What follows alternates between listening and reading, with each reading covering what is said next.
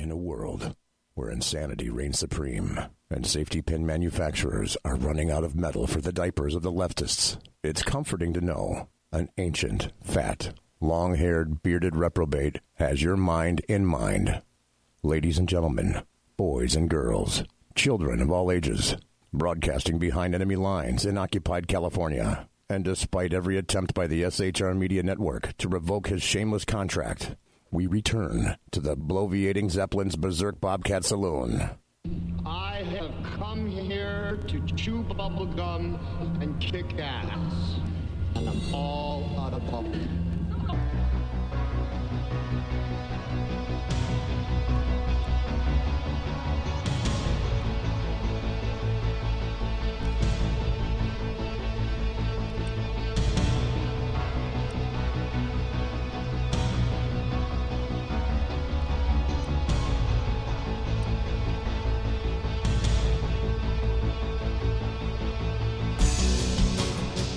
Ladies and gentlemen, boys and girls, children of all ages, welcome to the bloviating Zeppelin's Berserk Bobcat Saloon radio show, live and direct from the SHR Media studios, where I am broadcasting behind enemy lines in occupied California, 2 miles east of the Bill Mill, the locus of evil on the entire left coast, nay, possibly the entire nation.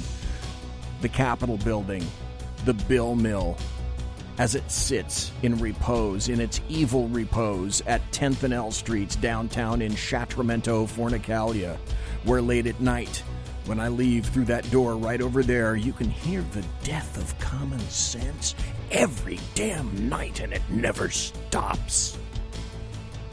And also, when I exit that door, I will smell the stench of sulfur and brimstone from said evil. Oh, my God. You got a belly up to the bar. We've kept your seat, and it's great to see you back tonight. Angel is going to be your bartendress, and it is May the 16th, the year of our Lord 2019. The lava lamp is, in fact, lighted to... you can see it over there. Well, I'm pointing the wrong direction. There we go, over there. To my left, to your right, indicating that you can listen and chat at shrmedia.com. Listen and chat at shrmedia.com. Pack me in tonight, folks. I want to see if it works, because I believe that the chat roll has been fixed. And I got to tell you this, we don't water our drinks just like we don't water our conversation, politics, religion, crime, culture, economics, race, sex, science, law. We talk about it all right here at the saloon. The speech is free, but the booze is not, and nothing is sacred. All we ask is that you flush the toilet, jiggle the handle, and don't forget to tip your waitress. Also, this just in, yes, you can watch live on Big Sarge Media's Facebook page and the SHR Media Facebook page as well. It's been a strange night. It's been a strange day. For the past 2 days, it's been cold in Sacramento, hence I'm wearing a hoodie. Also, there's this really strange sound that not too many people in California are familiar with. Can anybody tell me? Can anybody identify what that is? Because we've been having a lot of it in the past couple of days. We're not used to it. Hey, welcome to John Martin in chat. Welcome to Dave Milner in chat, and one viewer. Anyway, that's kind of weird. Can't say as I know exactly what it is, but it's really wet, which is pretty bizarre. Okay, tonight, there are a couple of firsts. You know what? Why don't we listen to this for just a little bit more? Because it's kind of nice until the video runs out. The first hour, we're going to have constitutional scholar, professor, the underground professor, Michael Jones, back in to talk about the Electoral College and to talk about the Bill of Rights. And I have here for you and for him, I went to the U.S. Citizenship and Immigration Services. Okay, so much for that video. It's all gone now. And I found a copy right here of the test that is given to those people who are seeking U.S. citizenship. Now, it's a whole bunch of questions, It goes over U.S. history. As a matter of fact, oh my gosh, it's 50, 60, 70, 80, 90 questions, 100 questions. And I looked over these. And before I brought this tonight, I've had this for about a month now. The first time I took this test, I got one wrong. So, and I say that I'm fairly familiar with the Constitution. Well, apparently I'm not as much as I should. But let's see what the constitutional scholar does with this. And as we play along tonight, the other thing I might ask you is, see, as I ask these questions, see if any of these are puzzlers for you, whether you know the answers to these questions. Now, there are a number of answers to these questions available, and there's not just one answer. Sometimes it'll ask you for two answers or something like that. And like I say, I got one wrong. Well, let's see what the professional constitutional scholar has to say about this. And the other point is the second hour.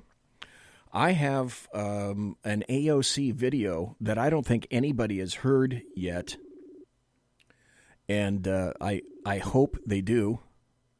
Well, actually, not hope they do. It's funny as heck. And Professor Jones. One ringing. Well, at least it's not going over to voicemail.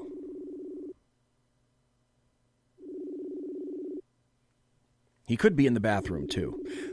That's happened to me. Have you ever been waiting for a really important call? And then all of a sudden, nature calls and the very important phone call that you were waiting for occurs when you're doing something likewise very important. But fear not, folks, because if you doubted that I have... It's the Underground Professor, Michael Jones. How are you, sir? Hey, you know what? I'm glad I saw the phone. We're watching High Spirits and eating steaks. My friend got off work lately, and we just sat down to eat. But go ahead. I'm with you for the hour. I'll watch my food, John.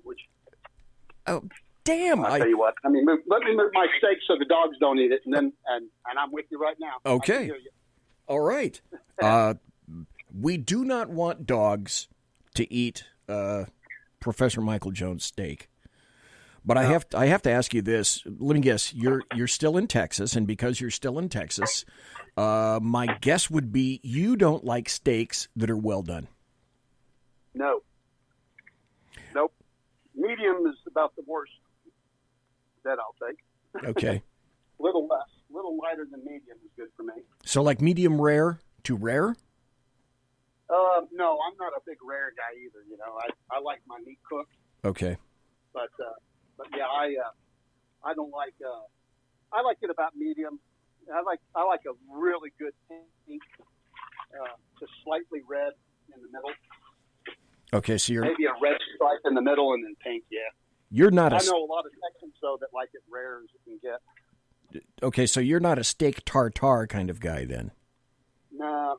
Now my ex-girlfriend used to tell them to cut the steak off the side of a live cow and drag it through the fire and put it on her plate. That's funny because my wife is basically the same thing. What she'll say to the cook, however, is the cut of steak that I want, make sure that you portion it off just for me, walk it through a warm kitchen, and that's enough. Then bring it out. Right. I like medium rare, yep. But now, not that we rare. We have friends that used to come down from New Jersey, and they liked it so well done that one day my dad, as a joke, put 3 or 4 charcoal briquettes on top of a plate and told Carmen that it was ready. Okay. All right. I got to tell you this story. Since we're talking about dads and we're talking about steaks, My dad grew up in the Great Depression, and he tried to make me think a long time ago that he was poor. Well, he was born in Minneapolis, Minnesota, but they moved about, I don't know. I don't think he was even 1 year old yet. They moved to Texas, so Dad claimed that he was a Texan all along when I knew for a fact he wasn't really. But having grown up in the Depression and having to prepare meat under those conditions and worried as they were back then about various little devices that would get inserted into your meat or your pork or your steak, Mom cooked steak to Dad's liking. And I think that was just part and parcel of that's what you did back then. So in the Beasy household when he was growing up, number one, I never got steak. But number two, we would get Swiss steak.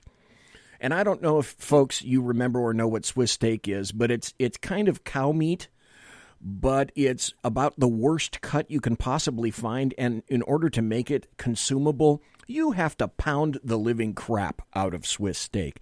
And so that's what we would get, Swiss steak, which, if it wasn't on your plate, could also double for the sole of a pair of boots. So it was nice that it did nice that it did double duty. But I can clearly remember we moved to Wright-Patterson Air Force Base, and we were in the officers club. Dad ordered a steak. I ordered, I don't know, whatever the hell he let me order.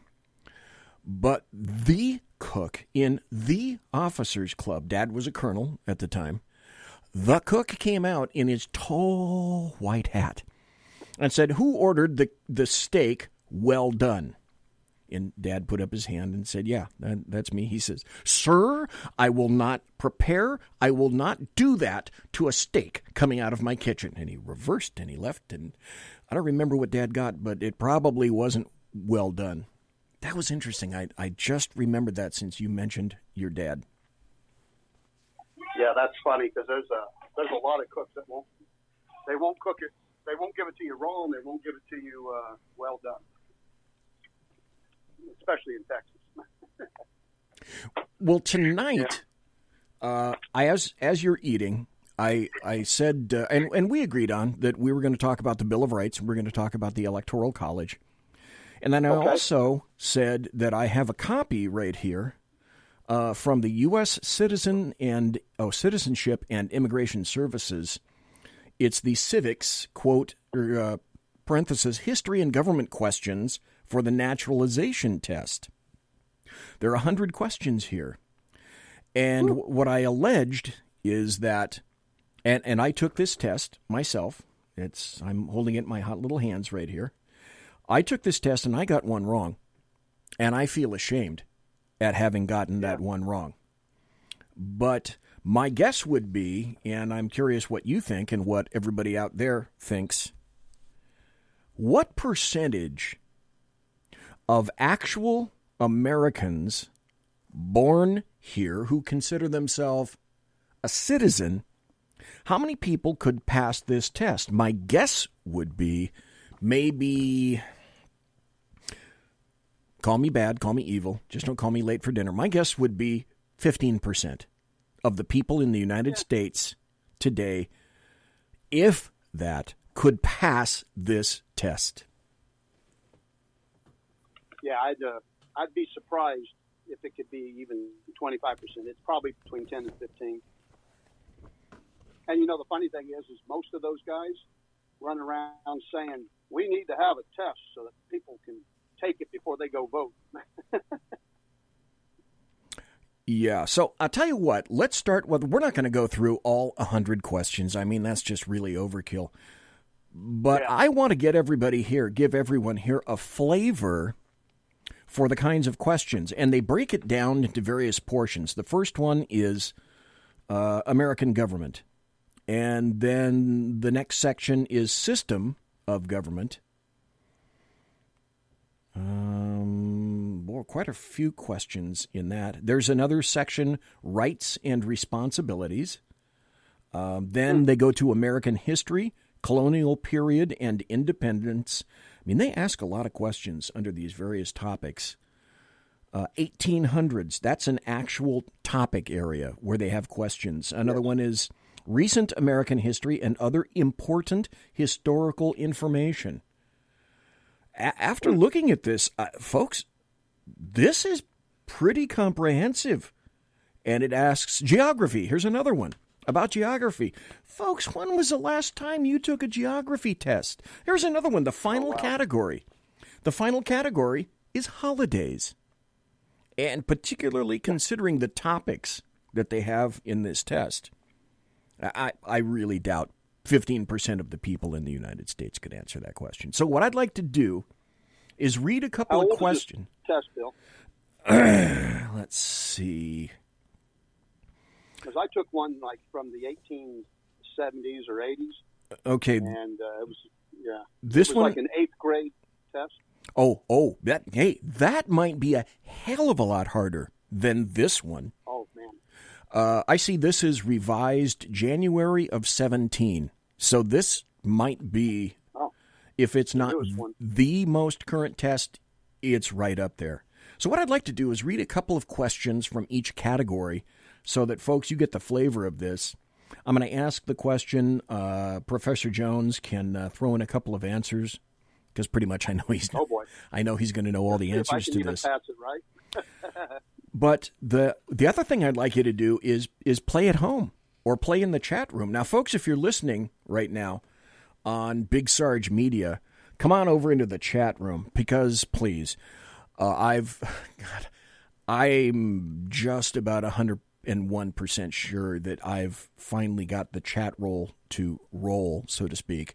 Sackhead Sean came in here, sat down, and tinked around with a lot of stuff, and we think that we know the idea and the reason that the chat roll wouldn't expand beyond 10. So, folks, if you're watching at Redcon 1 or Conservative Media or any other Facebook pages that I infest with my promos, come on over into the chat room at shrmedia.com. That's the only one that I occupy right now because I can only do a couple of things at once. I have no producer, as you well know. And I'm not a producer myself anyway. I'm lucky I could walk to get here. Go to the chat room, shrmedia.com, pack it up, if you will, and then play at home and see if you know the answers to these questions, because these are the questions that are posed to the people that want citizenship here in the United States. And I think, like I said, this is quite comprehensive. Now, this is from the topic area, Principles of American Democracy. And the first question was, what is the supreme law of the land? Supreme law of the land would be the Constitution. Okay. And then it has, it says, what does the Constitution do? What does it do? It limits government's ability to control the sovereigns of this country. Okay. Is there choices or? They have three. So I'll list the three. It says set up the government, defines the government, and protects basic rights of Americans. So the question to you, sir, is, do they have it right? Yeah, it protects the rights of citizens, yes. It doesn't give them those rights, but it protects it. That's the distinction. Okay. See, that's, again, folks, that's the reason that I wanted to talk to Michael Jones tonight, because I knew the questions obviously have answers, but the answers that he provides, just like that one, are a lot more nuanced and informed. That's why he's here tonight. So thank you for that. Here's another question.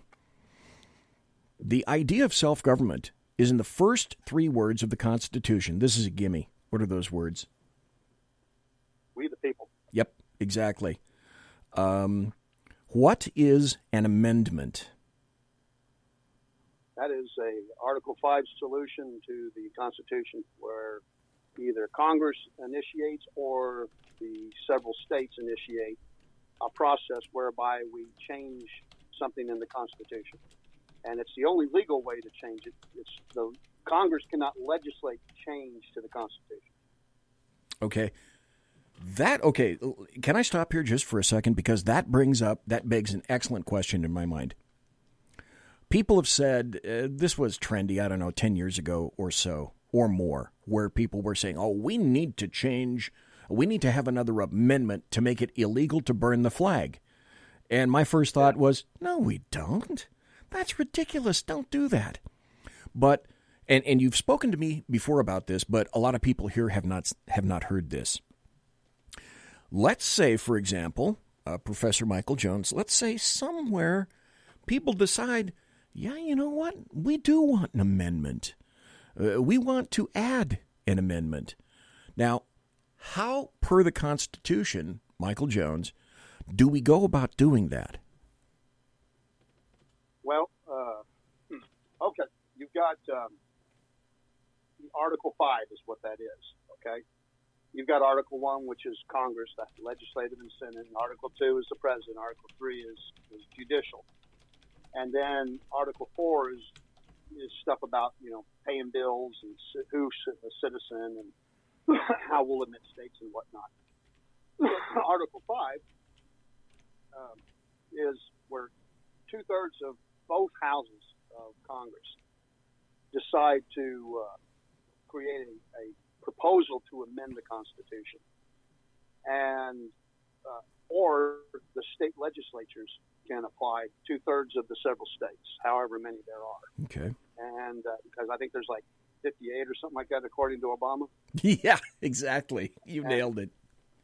Yeah. So anyway, 2/3 of them can come together and do that. Like say term limits, has been the current thing. So right. 2/3 of the states come together and say we want to do it, and we could because 2/3 of the states are Republican-controlled legislatures in the states, so we could actually pull that off right now and shove term limits down Congress because Congress can't do anything about it if the states do it. But they only will act as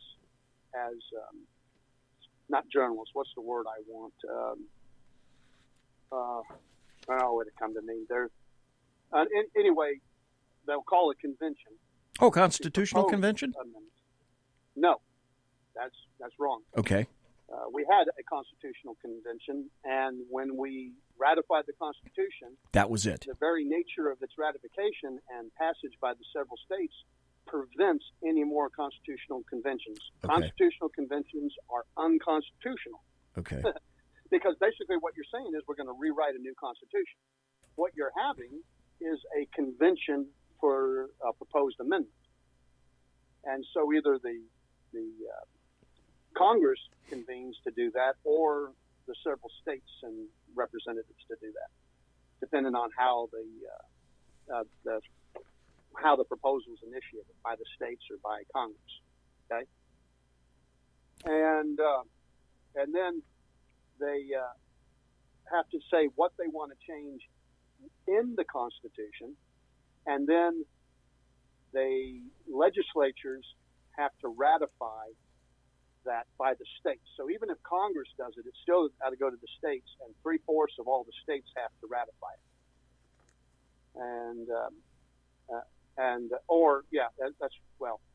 I think that's right. I can't remember now off the top of my head, but the convention, 3/4 of the people at the convention have to ratify it. Also, if it's called by the states, and so it's tantamount to the same thing, I think. And that is Congress. Let me restate this. I might be a little off here. That Congress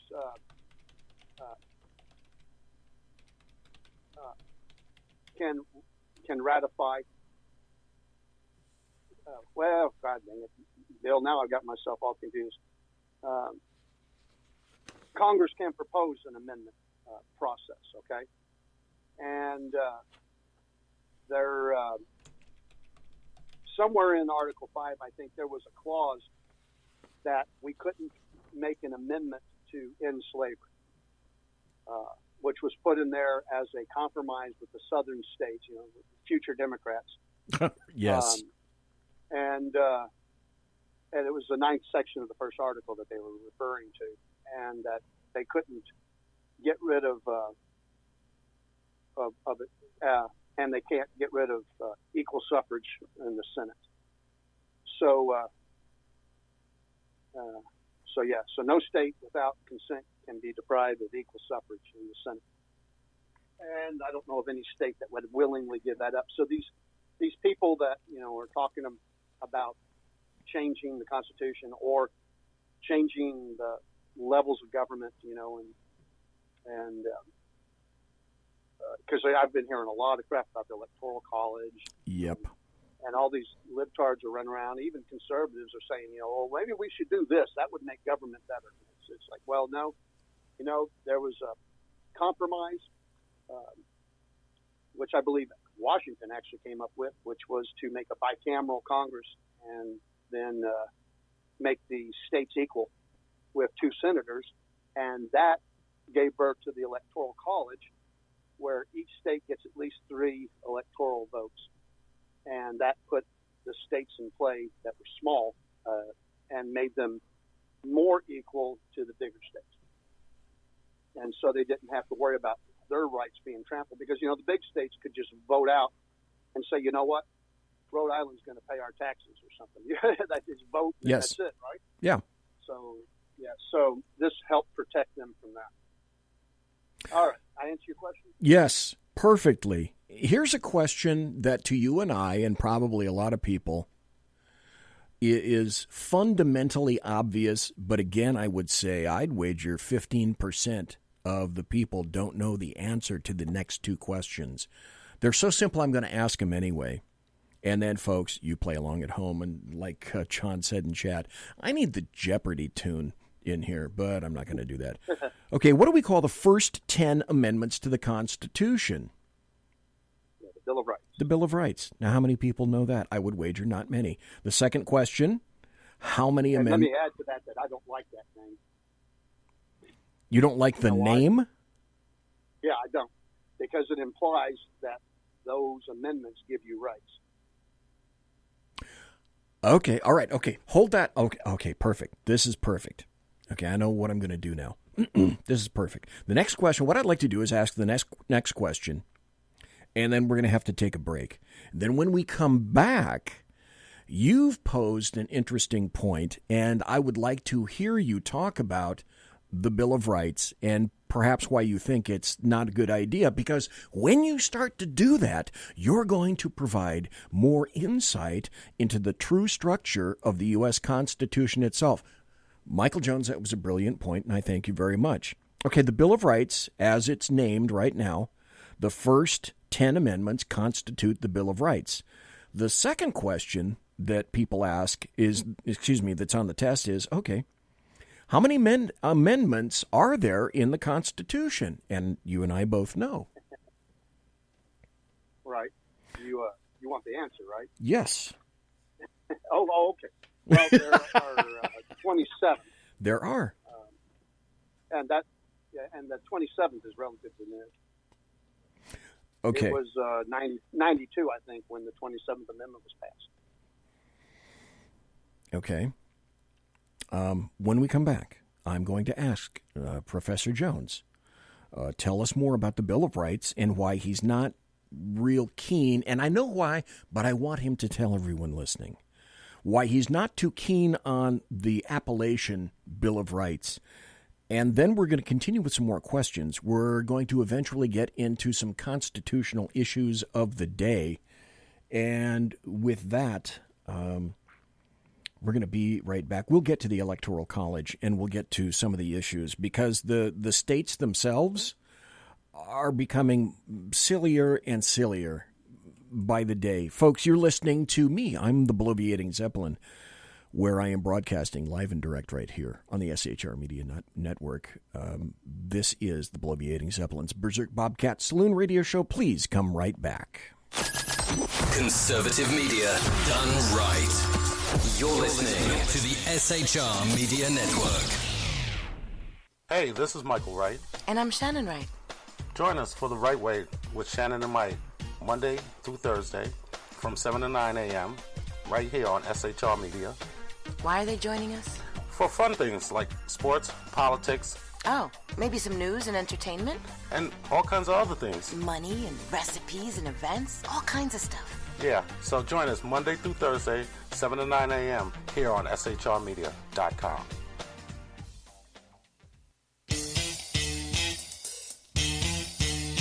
From a public locker inside a dilapidated Long Island rail station comes a show designed to piss off liberals using truth, facts, and ridicule. The Lid Radio Show, featuring the conservative voice from the People's Republic of New York, the Lid himself, Jeff Dunitz. Tune in every Wednesday at 2 p.m. Eastern, 11 a.m. Pacific on the SHR Media Network. Go to shrmedia.com. At Lid Radio, we fight for the truth, justice, and a good kosher T-bone. If you don't listen, Hillary Clinton might sneak into your bedroom in her housecoat late at night and blame you for her election loss. It's the Lid Radio Show with Jeff Dunitz.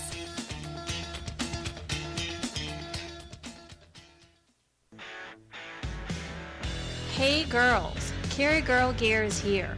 More and more women every day are concealed carrying, participating in competitive shooting, and getting firearms training.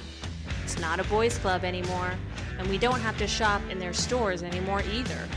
Finally, a cool and unique clothing line just for women. Dope tees and hats for the patriotic concealed carry and 2A girl. So what are you waiting for? Go check out carrygirlgear.com today. It's your business diva here, Melanie Collette. I am inviting you to a front row seat as I discuss some of the most intriguing details of wealth and finance with today's movers and shakers in the world of business. Listen in and discover financial truths on a global, domestic, and household scale. Uncover topics that will impact your wallet today and in the future. Money Talk with Melanie airs Monday through Friday, 5 p.m. East, 2 p.m. West, right here on SHR Media and High Plains Pundit Talk Radio. You can't afford to miss it.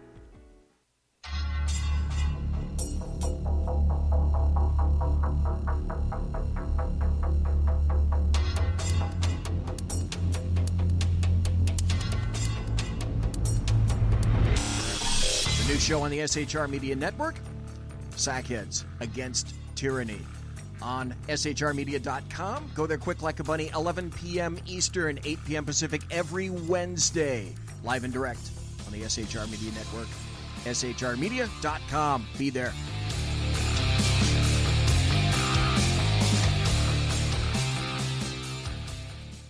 For 50 years, I've seen the American people blinded by corrupt politicians, a lapdog media, and deceptive Islam. The one thing the elites fear is one man with a cane. I'm Dave Milner. Join me through Spreaker, iTunes, and SoundCloud, through SHR Media and the Western Free Radio Network, for half a century of experienced perspective on political and social issues, weekly on The Unpleasant Blind Guy. And catch me on Jeff Mitchell's EDL Radio on blogtalkradio.com. There's no surrender, ever. Because truth is not always pleasant. Broadcasting behind enemy lines in occupied California, a mere 2 miles from the state capital, the bloviating Zeppelin's Berserk Bobcat Saloon radio show can be heard every Tuesday and Thursday night at 8 p.m. Pacific and 11 p.m. Eastern, only on the SHR Media Network. Go to shrmedia.com to listen. You can also watch on the SHR Media Facebook page and the SHR Media YouTube channel. No goldfish were abused in the making of this ad. Conservative media done right. You're listening to the SHR Media Network. Ladies and gentlemen, boys and girls, children of all ages, thanks for listening to the bloviating Zeppelin's Berserk Bobcat Saloon radio show. Right here from the SHR Media Network. Thanks to everybody in chat. We got Mary Brockman. Good to see you here. Got John Martin. Good to see you. Got Dave Milner. Good to see you. We have 3 viewers who are masked, but as I said in chat, unlike the prior administration, we don't go in there and decide that we're going to arbitrarily unmask you. Folks, we have the absolute pleasure of speaking to what I would consider one of the finest constitutional scholars around, which is why I love to have him on the show, Professor Michael Jones. And that was his gig, to teach constitutional law to tons and tons and tons of people. Had his own radio show doing that called The Underground Professor. So I know that he knows from whence he speaks. And we had been speaking and talking about this test that's given to citizens just before they get nationalized, or naturalized, I should say.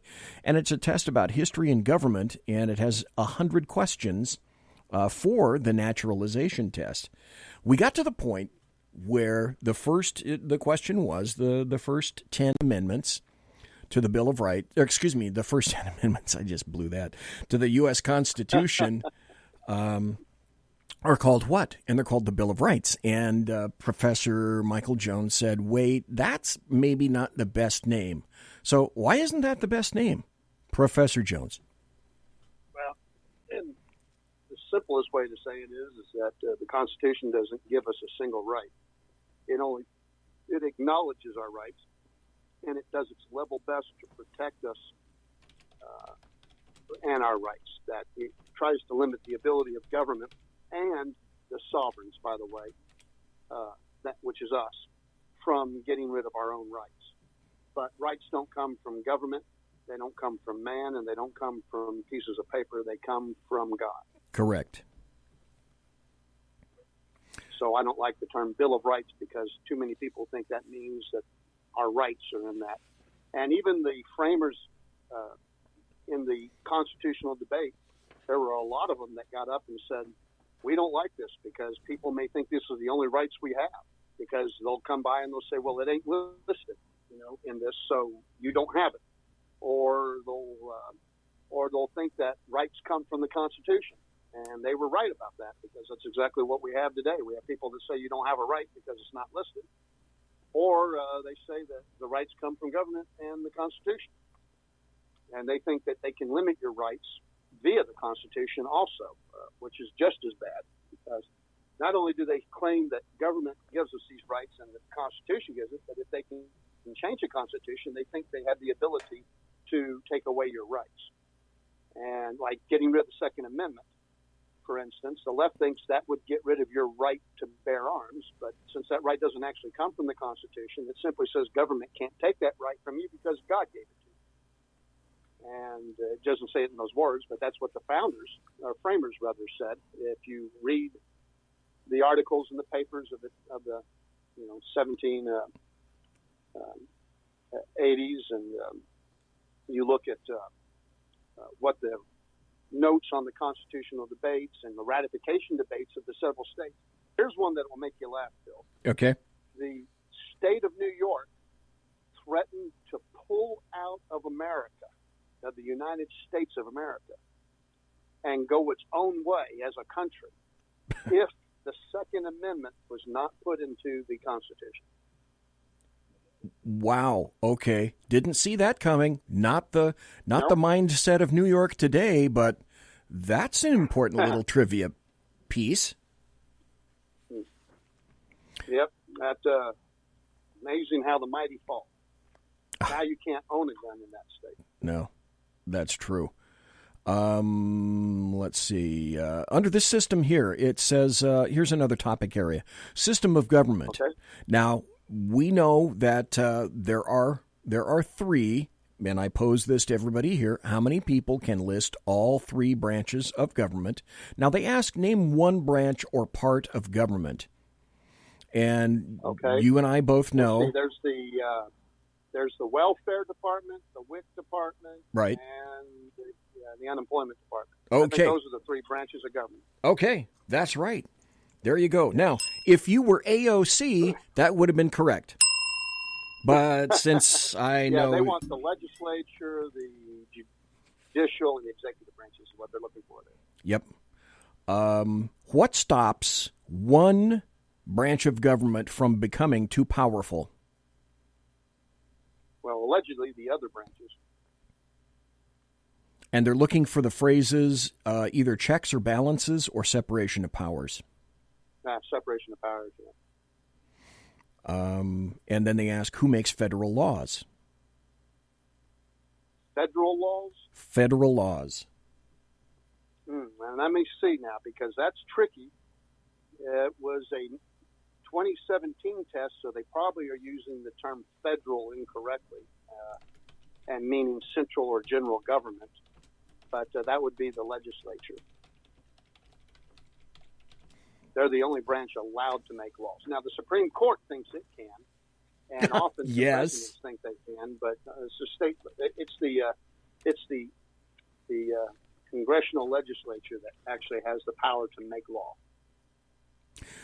Under here, they've indicated who makes federal laws. Their answers are Congress, Senate, and the House of Representatives, and or the legislature, U.S. or national. Gosh, isn't that all the same thing? Pretty much. They're using basically different language for, as you indicate, the same thing. Now, here's a question that is so fundamentally obvious, and I think I'll stop with this, with the questions, because we got a lot more stuff to go into. This is so obvious that I'll still wager that at least 15% or less of the people know this answer. What are the two parts of the U.S. Congress?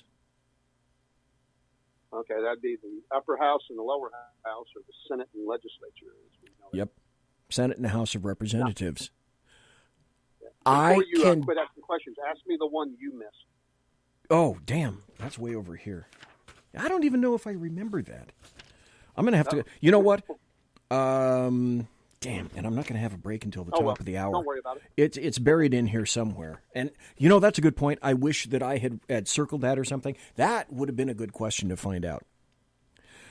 But anyway, if I could publish this thing, if I could find a link, maybe I'll do that on my Twitter. You can follow me, folks, on Twitter at BZEP, at BZEP.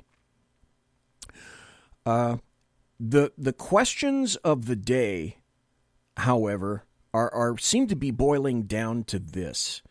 Now, this is, we agree that we're going to chat about the Electoral College, and here's an article from Fox News. Pelosi and other Democrats in her about caucus have advocated for lowering the voting age to 16. Okay. The top Democrat in the House explains why.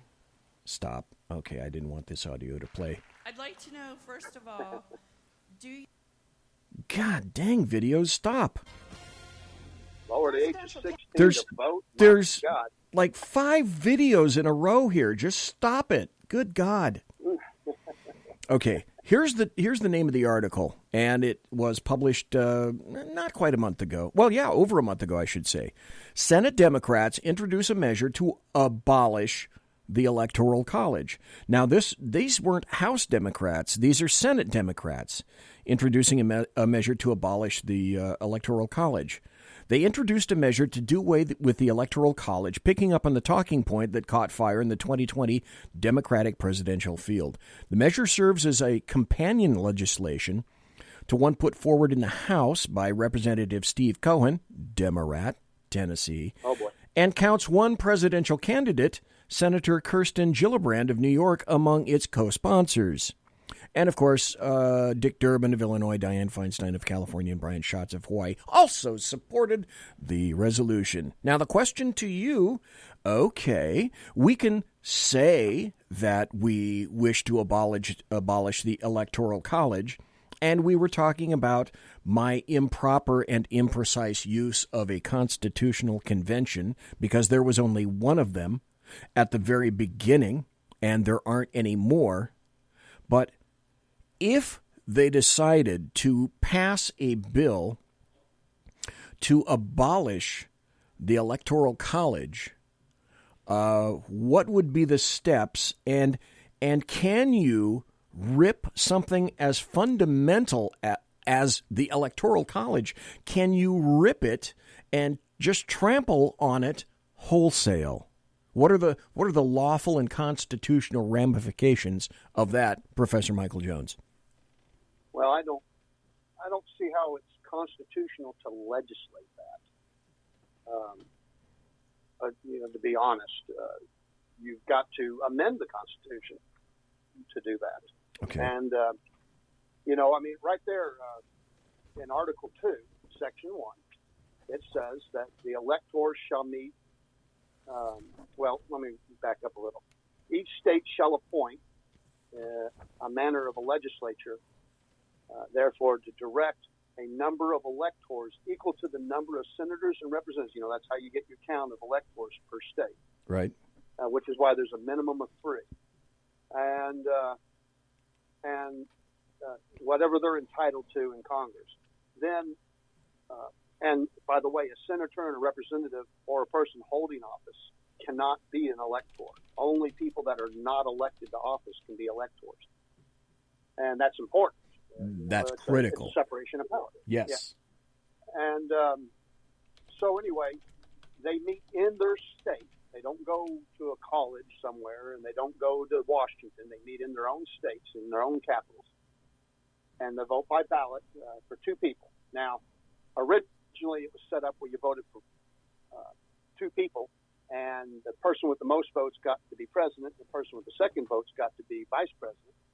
But when you had that little problem with having Jefferson, they decided to amend the Constitution and change that because they thought, well, that's not good. Maybe we should have it where the president and the vice president are actually in the same group, of people.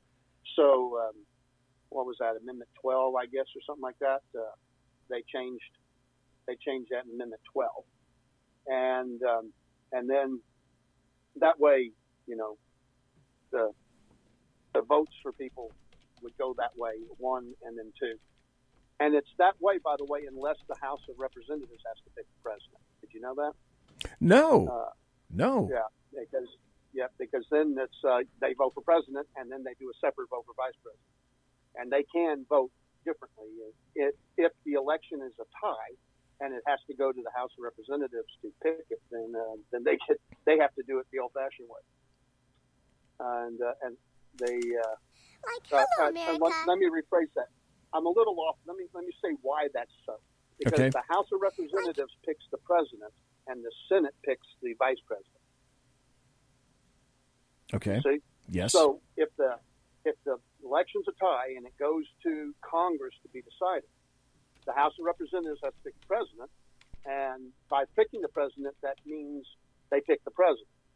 And I think it's 2/3 or something like that of the people have to vote for it, and in there, and then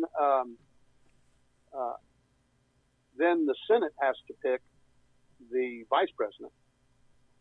Same thing, and so if that's the case, then they're just because the House chose the president doesn't mean his vice presidential choice automatically goes with him. So it can be changed like that. That's the only exception that I'm aware of, unless they change something, that I don't know about in there somewhere. But yeah, that's it. So anyway, the Electoral College is in the Constitution in Article 2 because it doesn't pertain to congressional votes because we directly elect our legislature, our legislature, our representatives. We weren't supposed to be electing the senators. Those were supposed to be picked by our state legislature to protect and represent the state. But, they changed that. That was a very idiotic thing. And that, by the way, they're using these same arguments to make us directly elect senators in our, when they amended the Constitution. Mm-hmm. The same arguments are being used today. One person, one vote, more representation. That we, the people, will have more to say about, the election process by the fact that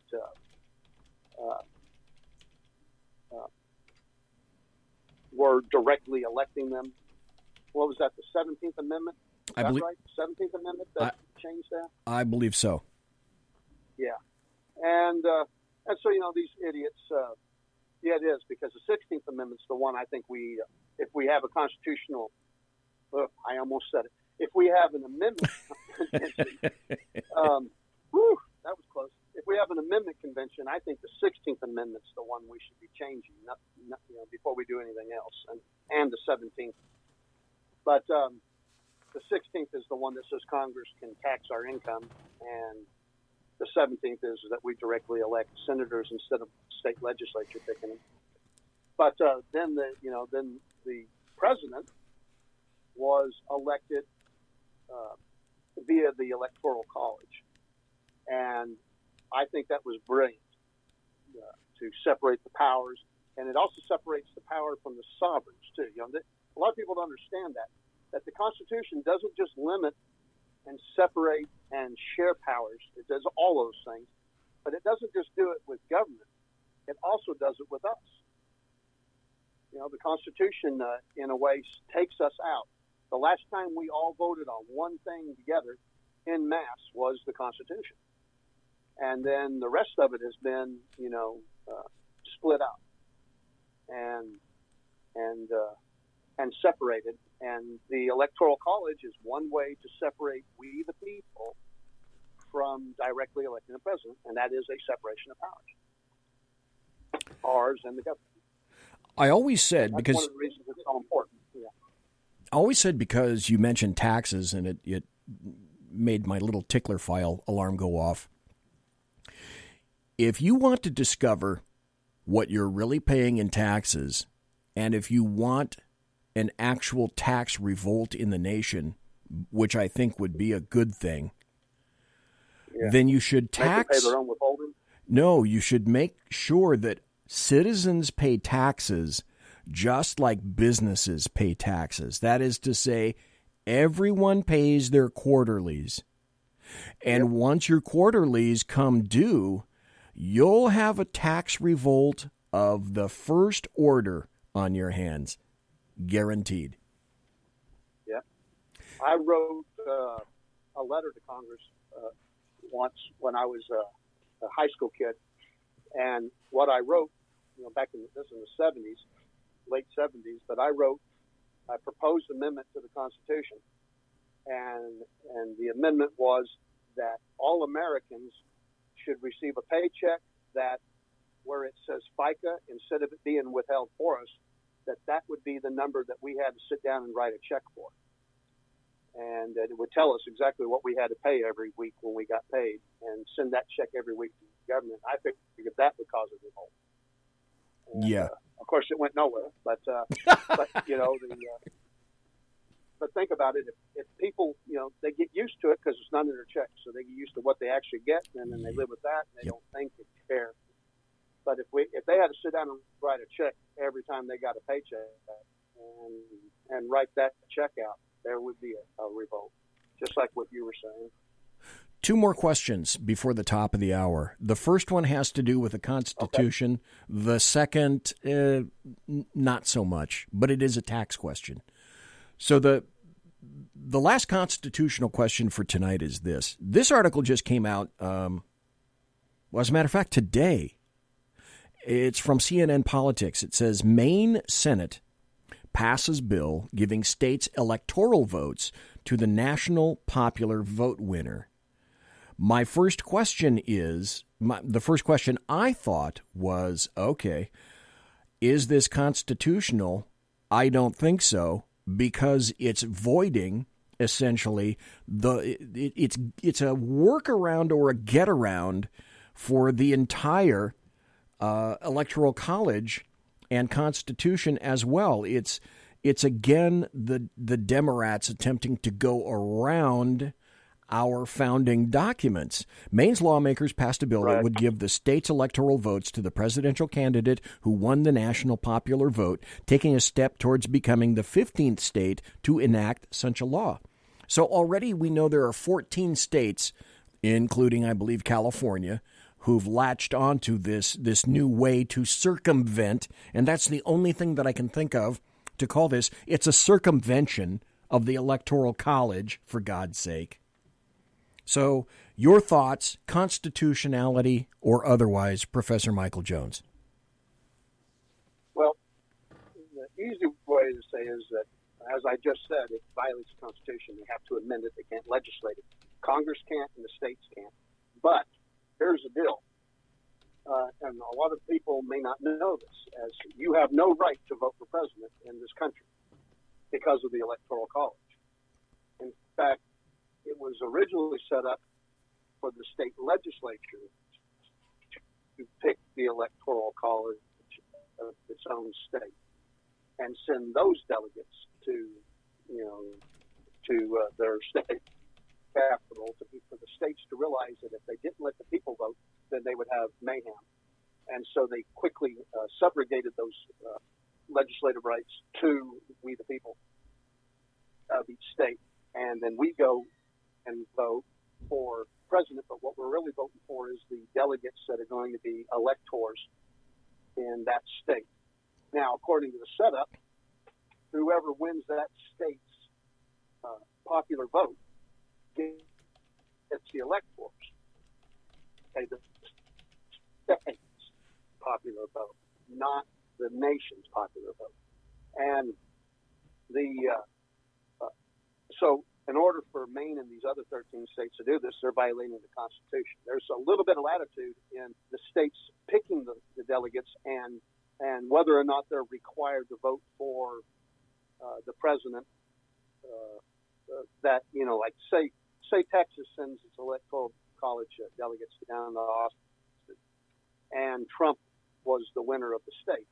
Well, the state of Texas has the power to inform the electoral college if they have to vote the first time for Trump. But if there is a revote, you know, like it comes in a tie or no one gets enough votes, then they have to redo it again and again and again until they're done. Then they get to vote their own conscience. You may not know that. And so that's some states have more severe rules, like you always have to do it or you don't have to do it at all. Yeah, they could actually change their votes or change their minds, and that happened in history once. The poor guy that was lobbied was just incredible. But anyway, no, that would be unconstitutional what they're doing. And get this, if they did it, how long would it take to certify all the votes in all the states, determine who was the popular winner, and then have the Electoral College go and do all this? You think it was bad under Bush and Gore? The delay in election certification would be unbelievable. And this is why the Democrats are doing that, by the way, because of Bush and Gore and Clinton and Trump. Yes. You know, they're all running around saying, you know, that it's not fair, the popular vote went one way. I'm not even sure that Hillary actually won the popular vote. If you get rid of all the illegal, fraudulent voting, you know, and all the help that the Clinton administration got from the Russians, that, you know, of course, we're blaming Trump for the Russians, but they helped Hillary more than they helped Trump. I completely agree with you, because we know for a fact that there were, that's the agreement bell on the BZ show. When somebody makes a point that is spot on, they generally get that like, ding, yeah, baby, that's correct. Both are unconstitutional. I'm looking at an article here from the Foundation for Economic Education, and it says the accidental genius of the Electoral College. And you made reference to this. It was built to favor the ruling class, but it ends up restraining all power. Would you think that's a pretty good summary of that?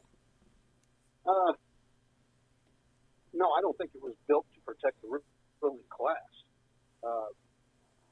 Think about this. Who made the Electoral College? The framers.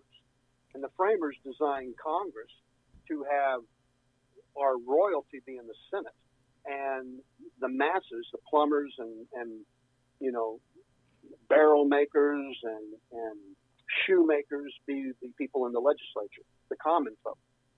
So I don't know, you know, all we were talking, and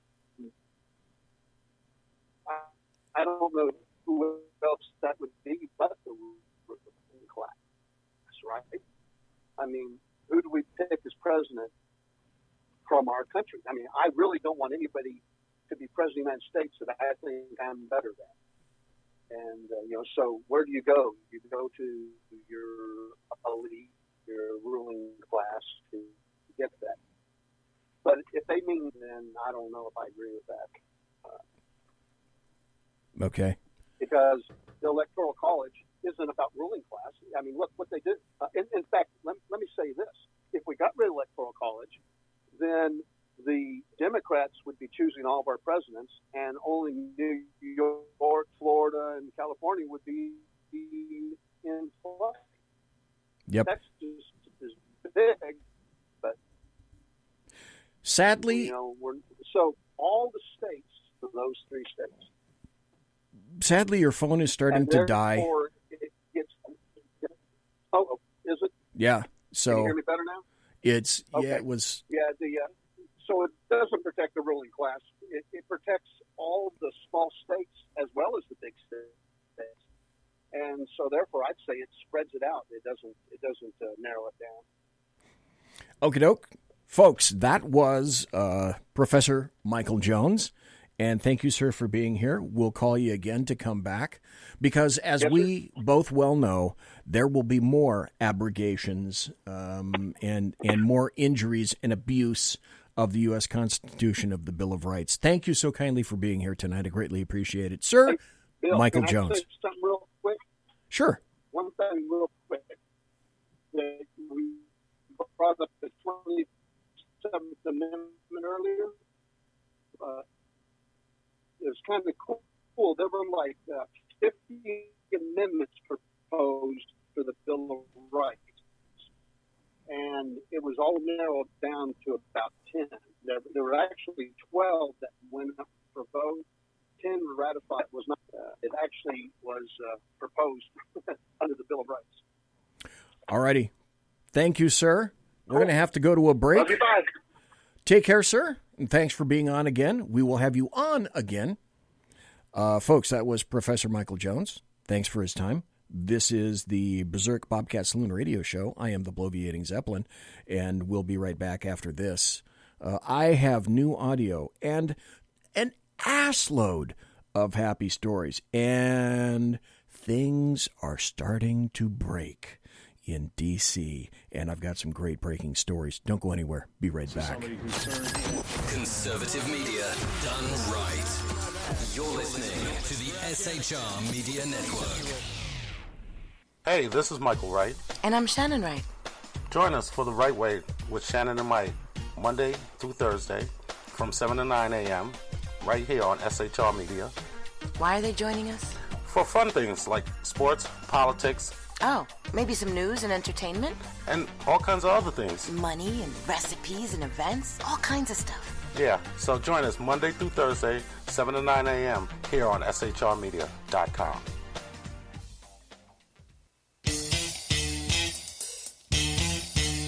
From a public locker inside a dilapidated Long Island rail station comes a show designed to piss off liberals using truth, facts, and ridicule.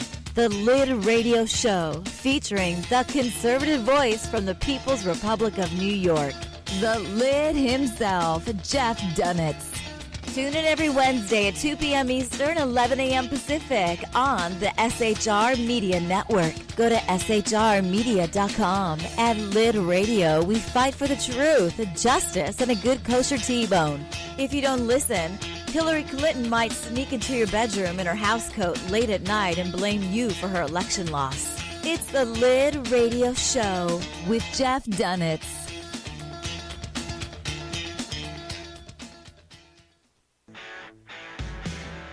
Hey girls, Carry Girl Gear is here. More and more women every day are concealed carrying, participating in competitive shooting, and getting firearms training. It's not a boys' club anymore, and we don't have to shop in their stores anymore either. Finally, a cool and unique clothing line just for women. Dope tees and hats for the patriotic concealed carry and 2A girl. So what are you waiting for? Go check out carrygirlgear.com today. It's your business diva here, Melanie Collette. I am inviting you to a front row seat as I discuss some of the most intriguing details of wealth and finance with today's movers and shakers in the world of business. Listen in and discover financial truths on a global, domestic, and household scale. Uncover topics that will impact your wallet today and in the future. Money Talk with Melanie airs Monday through Friday, 5 p.m. East, 2 p.m. West, right here on SHR Media and High Plains Pundit Talk Radio. You can't afford to miss it.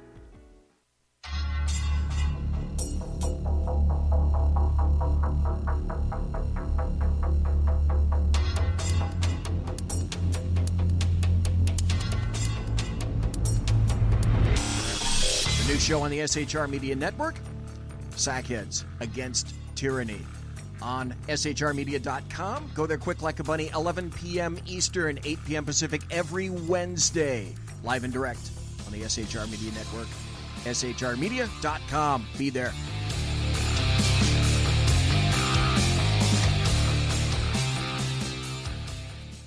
For 50 years, I've seen the American people blinded by corrupt politicians, a lapdog media, and deceptive Islam. The one thing the elites fear is one man with a cane. I'm Dave Milner. Join me through Spreaker, iTunes, and SoundCloud, through SHR Media and the Western Free Radio Network, for half a century of experienced perspective on political and social issues, weekly on The Unpleasant Blind Guy. And catch me on Jeff Mitchell's EDL Radio on blogtalkradio.com. There's no surrender, ever. Because truth is not always pleasant. Broadcasting behind enemy lines in occupied California, a mere 2 miles from the state capital, the bloviating Zeppelin's Berserk Bobcat Saloon radio show can be heard every Tuesday and Thursday night at 8 p.m. Pacific and 11 p.m. Eastern, only on the SHR Media Network. Go to shrmedia.com to listen. You can also watch on the SHR Media Facebook page and the SHR Media YouTube channel. No goldfish were abused in the making of this ad. Conservative media done right. You're listening to the SHR Media Network. Ladies and gentlemen, boys and girls, children of all ages. Dang, my microphone is hot. Okay, let's turn that down a little bit. I don't think I'm speaking out of turn when I tell you that I am fundamentally deaf. And I've had people tell me before who happen to be, kind of sort of involved with the SHR Media Network. I've heard them say something similar to, "Hey, BZ, why is it that I can hear your headphones like 2 houses away when you're broadcasting?" And the point is, number one, I've been damn near deaf in my left ear, and it's going in my right ear. I've got tinnitus 24/7. It's worse than other times. I have not yet made the correlation as to why my tinnitus gets bad one day or bad 1 hour or a little bit better another day or a little bit different another hour. I've not yet been able to make that correlation. But when I take the headphones off at the end of a segment and I put them down, some other personnel around here have said, just when your headphones are closed, I can hear your show over in the other damn room. And it's because I'm really hard of hearing. I haven't gotten to the point where I'm going to say that I'm getting, the things to make your hearing better. I'm not doing that yet. But I realize how I got here. I got here because I was in radio in the late 60s and early 70s, and I was a jock playing rock music, AOR, album-oriented rock. And we had 2 JBL L100s in almost every studio that I was in at the time. And I was in Top 40, and I was also in FM. So I played both sides of the field, because you wanted to be on as many radio stations as you could in terrestrial radio in the late 60s and early 70s. But I really dug rock radio. And, of course, I also went to all the concerts. If they were big in rock and they were British, I saw them. A lot of American rock. And, of course, you'd stand right in front of the stacks because you got tickets. Because you were from a radio station, you got tickets that were a little bit better than some of the other places. And then I became the range master for my 2,000-plus sheriff's department. That didn't help my hearing. Oh, John in chat, now this is very interesting. He says, tinnitus changes depending on your heart rate and anxiety. I never thought of that. Here's the other thing that I know I didn't ever want to think of. Have you been to, you'll go to various websites, and I'm proud of the fact that I don't have any ads. And I'm proud at if you go to my site, bloviatingzeppelin.net, I've been writing there since 2004. And I've been solicited for ads, but I will not put ads on my site. Allegedly professional ads. How many times, folks, I have to ask you, going to any number of news blogs or sites, how damn tired are you of looking at the same ad that asks you, you want to get rid of your toe fungus? Or the other ad that says, stick a piece of broccoli or an asparagus in your ear, and that gets rid of tinnitus. Yeah, bull alert.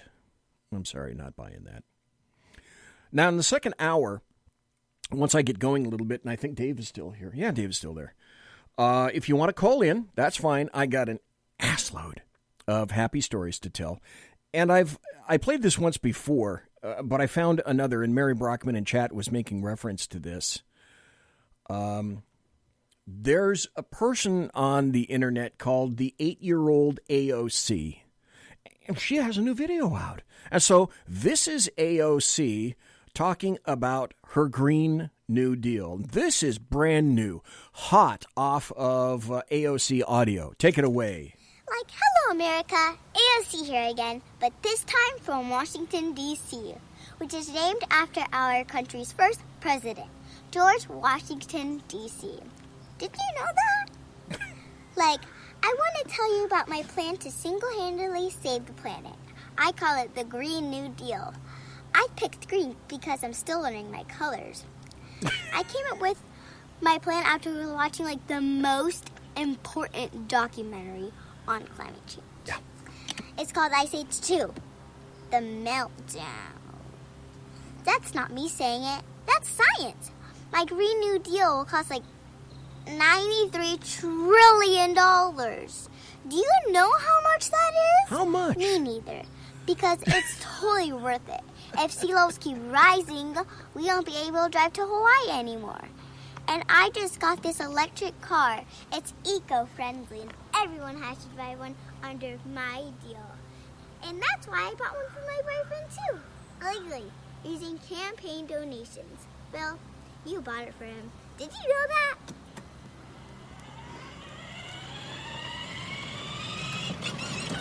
Did I tell you not to speak? If you say one word, you're driving a pink one. Oh, poor guy.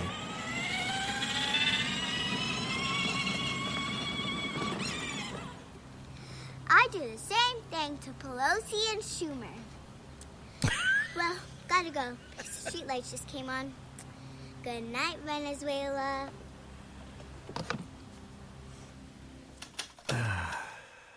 Okay. I know. It's a cheap laugh, but I enjoy it. Give me a break. Funny thing is, now, that's humor, and it's humor us.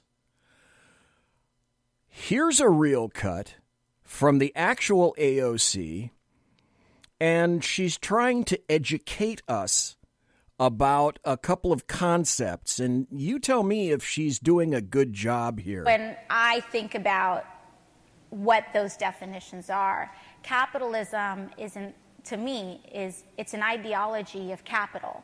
The most important thing is the concentration of capital, and it means that we seek and prioritize profit and the accumulation of money above all else, and we seek it at any human and environmental cost. What? Okay, you got to remember, she believes this. Let's continue. That is what that means. No, wrong, so wrong. It's exactly backwards. And I'll prove it to you. Been on Amazon lately? Each of the thousands of products Amazon offers represents the work of people who believe they have something you want or need. If they're right, they prosper. If they're wrong, they don't. That's how the free market works. Stop.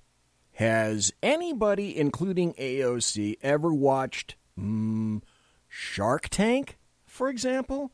That's a bit simplistic, but that's how things work. Either you have a good, cogent idea and people will buy your product, or your idea sucks and you'll go down the toilet. It encourages people to improve their lives by satisfying the needs of others. So no one starts a business making a thing or providing a service for themselves. They start a business to make things or provide services for others. When we talk about ideas, for example, like democratic socialism, it means putting democracy and society first instead of capital first. In a socialist economy, the government has the ultimate power. It decides what you get from a limited supply it decides should exist. Instead of millions of people making millions of decisions about what they want, a few people, government elites, decide what people should have and how much they should pay for it. Yes. Not surprisingly, they always get it wrong. Have you ever noticed that late-stage socialist failures always run out of essential items like toilet paper? Because at the end of the day, as workers and as people of society, we're the ones creating wealth. Not a corporate CEO, not a CEO that's actually creating $4 billion a year. It is the millions of workers in this country that's creating billions of dollars of economic productivity. Oh, girl, you got your life so turned around. The unfortunate thing is that Generation X, millennials, and Gen Zers are buying your utter bullshit. I speak from personal experience. When I was the CEO of the company that owns Carl's Jr. and Hardee's restaurant chains, we spent millions of dollars every year trying to determine what customers wanted. That's how it works. AOC, that's how it's supposed to work. The funny thing is, it's the person that you love to hate who seems to be, oddly enough, the most respectful person of those who honor this country, honor discipline, and honor sacrifice. So the day before yesterday, or yesterday it may be, President Trump honored the brother and the wife and the 10-month-old son of Corporal Ronald Singh, who was murdered in California by an illegal alien on Christmas morning. To this day, to this second, there has not been one acknowledgement from Governor Gavin Newsom. Nothing. And there will never be. He does not honor the military. He does not honor discipline or sacrifice or true service. We have a president who does. You're the only one that actually reached out and said, gave your condolence to the family. And it actually means a lot to all of our law enforcement families that are here. This man over here, the Singh family, supports him. Whatever he's doing for the law enforcement, we support him. His team at the White House has reached out to us multiple times.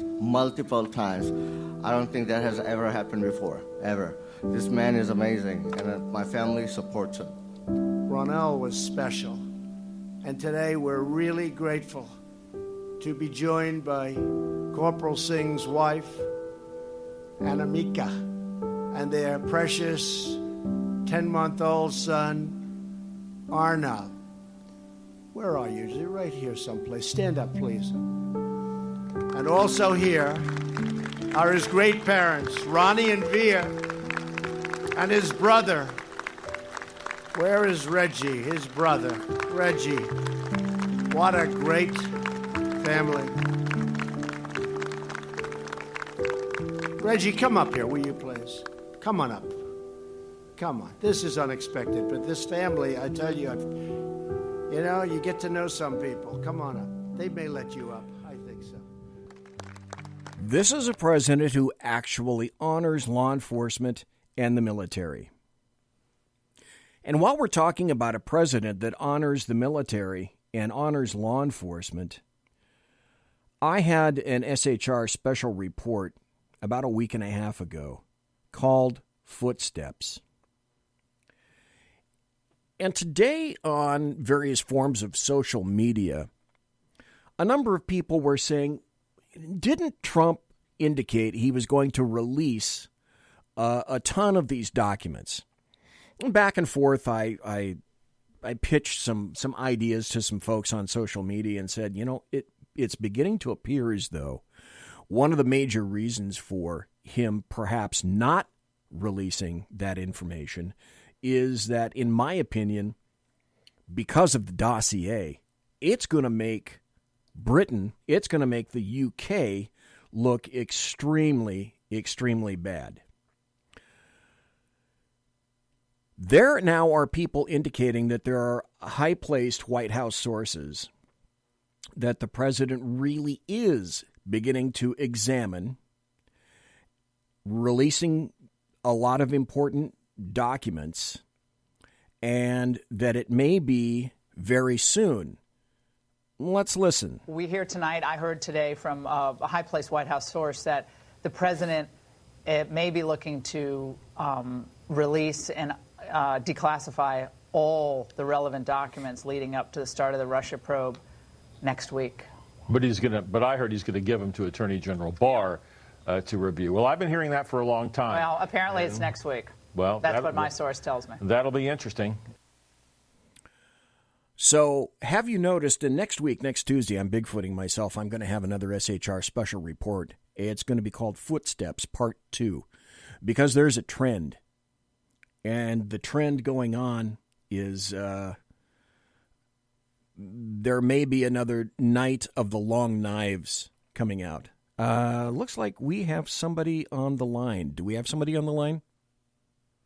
Yes, we have somebody on the line. Dave Milner, go ahead, sir. What up? Yeah, well, you're talking about the UK looking bad, and they just continue to look bad, man. This is the country, I think that we have to remember, where we got some of our founding documents and founding philosophies from. Yes. And at this point, they're looking more like a banana republic or Stalinist Russia than anything else. I mean, you, of course, have been talking a lot about this whole dossier, the soft coup that's going on, and all of that. Okay, and one of its main sources is from Britain. It's from the treasonous May government, basically, people involved with that government. All right, so this goes into that, and there's now a political slimebaggery reciprocity that's going across the pond. You pointed out some things involving it from the UK, and there's also the same slimebaggery, as I say, reciprocity coming from the United States into UK politics. And I just want to inform you and the listeners about this, because, of course, I have no more easy Facebook activity due to the UK's version of the Southern Poverty Law Center, what they call Hope Not Hate, putting me in with a lot of other people, including the rest of the English Defense League, so that I was part of the purge. So I don't have a Facebook page anymore. I am available everywhere else, though. Twitter, Spreely, MeWe, Gab, all those places. Look for Dave Miller or Agador. But here's the thing. BZ. Tommy Robinson, you've been following this man for a while. In fact, you have his book, do you not? I do. And if I could hold you there just for a moment, and I know you can hear this on your side, it's funny you should mention Tommy Robinson, because my next audio cut, it was going to be before your call, before I knew that you were interested in calling, was this. Well, let's just let Tommy Robinson speak to it for himself in about 60 seconds or so. I think that very soon, at a time soon, then the relocation of my family will be needed, probably to another country. I think that time's coming, because essentially they're what I've had to have. They're the thoughts I've had to have. They're the discussions I've had to have. Is it safe? No, it's not. Is it safe even from the government? No, it's not. It's not like we're just worrying about terrorists coming and kill us. In fact, my biggest fear is what the establishment are going to do. It's not what some jihadi's going to do. Stop for just a second. Isn't that a hell of a comment when you have a citizen of a country who fears his country more than jihadis, fears his government more than jihadis or anyone else? It's what they're going to do next. It's what they're working on now. As I sit here now, what are they planning in order to silence me? That's the biggest fear, and the reality is I have 3 young children and a wife. It's not just me who's at risk. So you have an individual, a citizen, yep, who believes that he is no longer safe in his own country and now fears for his wife and his children because he speaks his mind. Now, is he a potty mouth like BZ? No. He's revealing what he thinks. Customarily, this is covered by the First Amendment. The UK has no such thing.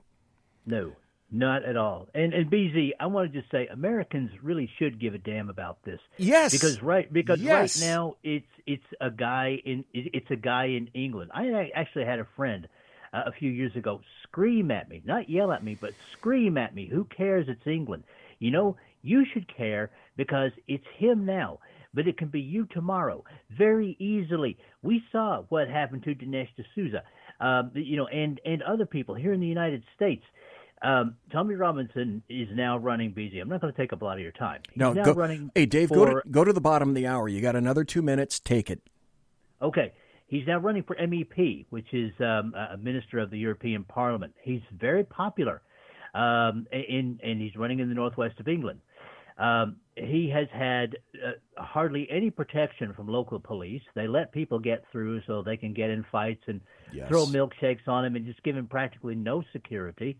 He has, they have trumped up charges against him for upsetting some members of an Islamic rape gang who were found guilty of child sex grooming in the UK, and he filmed them, and now they're going to try him again on July the 4th and July the 5th.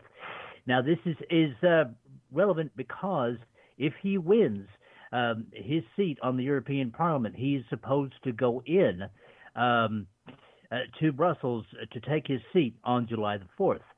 So there's some political slimebaggery for you. The latest political slimebaggery, and this should take you to the bottom of the hour, my friend, is that the California Connection, Stripe, which is an organization out in California, which runs various funding websites, has taken off Tommy Robinson's fundraising page for his MEP campaign with no reason. They've just disconnected his account. No more fundraising for you, Mr. Tommy Robinson. And that's straight out of Silicon Valley in Fornicalia. So there you go, BZ. It's reciprocity, political slimebaggery at its absolute worst. And the UK could not be looking any worse at this point. Neither could California, for that matter. And thank you for having me on, sir. I appreciate it. Keep on doing what you do. Rock on. Thank you ever so kindly, Dave Milner. Folks, we're going to be right back. When I come back, we're going to change gears entirely because I told you I've got a ton of happy stories. And then after that, I have some rather serious, significant, fairly shocking stories. I hope I get to them all. You're listening to the Bloviating Zeppelin. That's me on BZ's Berserk Bobcat Saloon radio show, live and direct right here from the SHR Media Studios. Don't go anywhere. Conservative media done right. You're listening to the SHR Media Network. Hey, this is Michael Wright. And I'm Shannon Wright. Join us for The Right Way with Shannon and Mike, Monday through Thursday from 7 to 9 a.m. right here on SHR Media. Why are they joining us? For fun things like sports, politics. Oh, maybe some news and entertainment? And all kinds of other things. Money and recipes and events, all kinds of stuff. Yeah, so join us Monday through Thursday, 7 to 9 a.m. here on SHRmedia.com.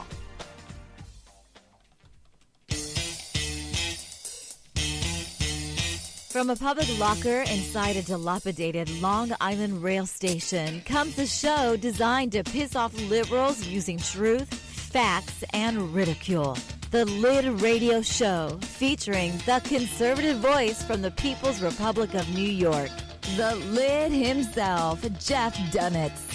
Tune in every Wednesday at 2 p.m. Eastern, 11 a.m. Pacific on the SHR Media Network. Go to shrmedia.com. At Lid Radio, we fight for the truth, justice, and a good kosher T-bone.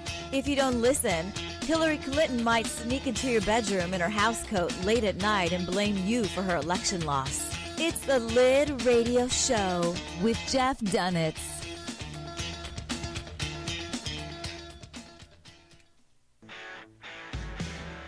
Hey girls, Carry Girl Gear is here.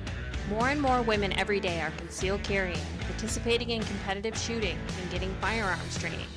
It's not a boys' club anymore, and we don't have to shop in their stores anymore either. Finally, a cool and unique clothing line just for women. Dope tees and hats for the patriotic concealed carry and 2A girl. So what are you waiting for? Go check out carrygirlgear.com today. It's your business diva here, Melanie Collette. I am inviting you to a front row seat as I discuss some of the most intriguing details of wealth and finance with today's movers and shakers in the world of business. Listen in and discover financial truths on a global, domestic, and household scale. Uncover topics that will impact your wallet today and in the future. Money Talk with Melanie airs Monday through Friday, 5 p.m. East, 2 p.m. West, right here on SHR Media and High Plains Pundit Talk Radio. You can't afford to miss it.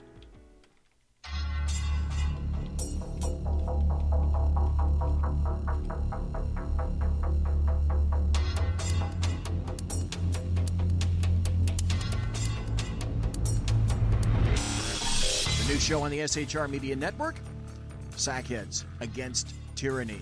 On shrmedia.com. Go there quick like a bunny, 11 p.m. Eastern, 8 p.m. Pacific, every Wednesday. Live and direct on the SHR Media Network. shrmedia.com. Be there.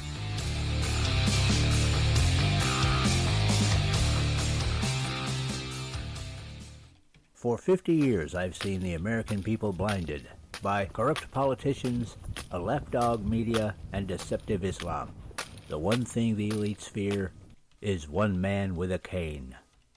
I'm Dave Milner. Join me through Spreaker, iTunes, and SoundCloud, through SHR Media and the Western Free Radio Network, for half a century of experienced perspective on political and social issues, weekly on The Unpleasant Blind Guy.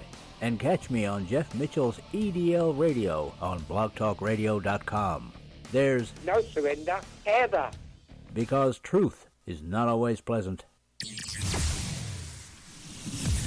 Broadcasting behind enemy lines in occupied California, a mere 2 miles from the state capitol, the bloviating Zeppelin's Berserk Bobcat Saloon radio show can be heard every Tuesday and Thursday night at 8 p.m. Pacific and 11 p.m. Eastern, only on the SHR Media Network. Go to shrmedia.com to listen. You can also watch on the SHR Media Facebook page and the SHR Media YouTube channel. No goldfish were abused in the making of this ad.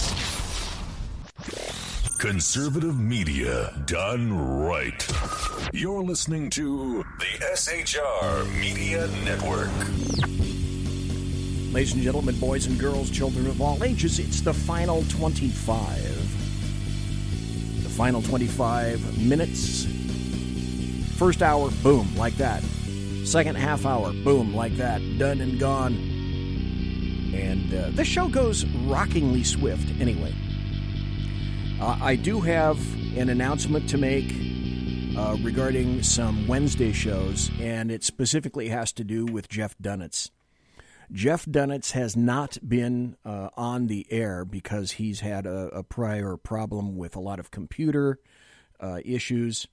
Let me go back a little bit. Jeff is an Apple kind of guy. And what Jeff discovered, unfortunately or fortunately, depending on whether you're a PC person or an Apple person, is that apparently... And I'm a PC person. I got to admit I was raised in that world, so that's what I'm used to.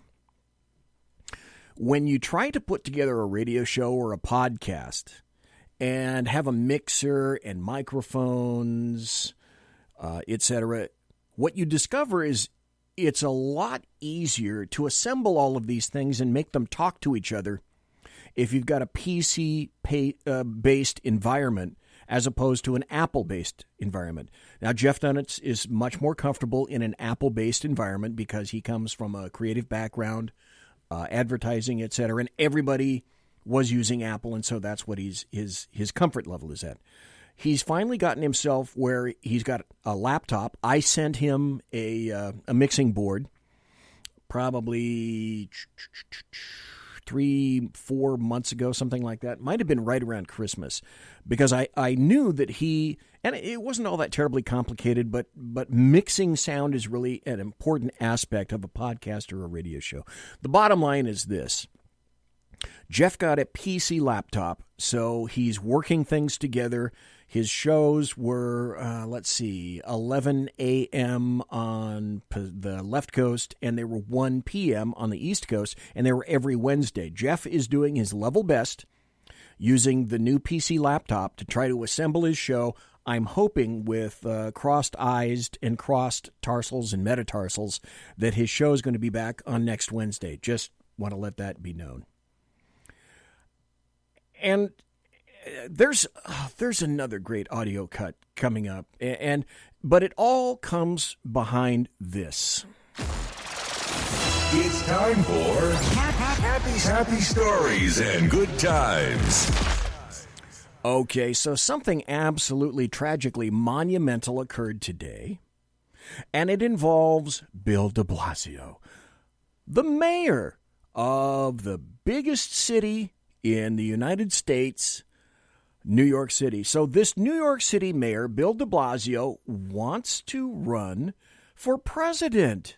And now I believe with him that makes 22 or 23 Democrat contenders for president, just on the Democrat side. I guess what they're trying to do is emulate what the ridiculous Republicans were doing back in 2016. They're trying to figure out, they had, 16, 17 candidates at the time, which, of course, they winnowed down to OMB, Orange Man Bad.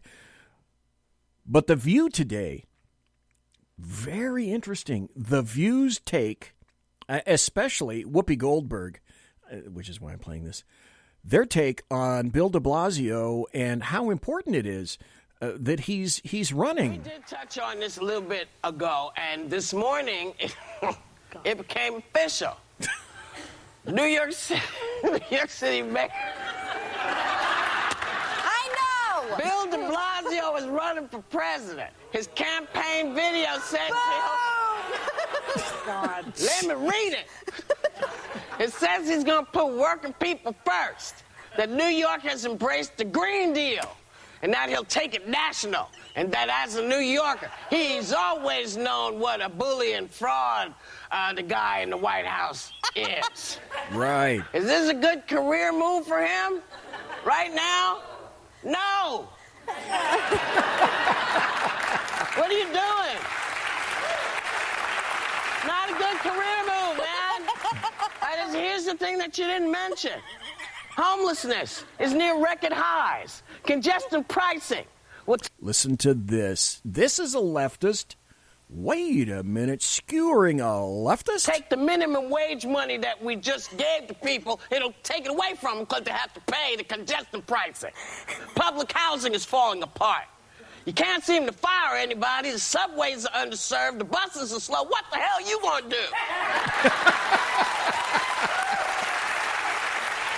Okay, so what kind of a candidacy do you have when it's discovered that, well, the people in, let's see, I think I heard this on the way in, 76% of the people in New York City don't want him as a presidential candidate. On the other hand, here's a story from SarahCarter.com that says this. Current 2020, let me ask you this, who said the current 2020 Democratic presidential candidates can't win against Trump? Who said that? Mark Cuban. Mark Cuban was interviewed on by Scott Wapner. Wapner in the morning. Yeah, got to watch Wapner.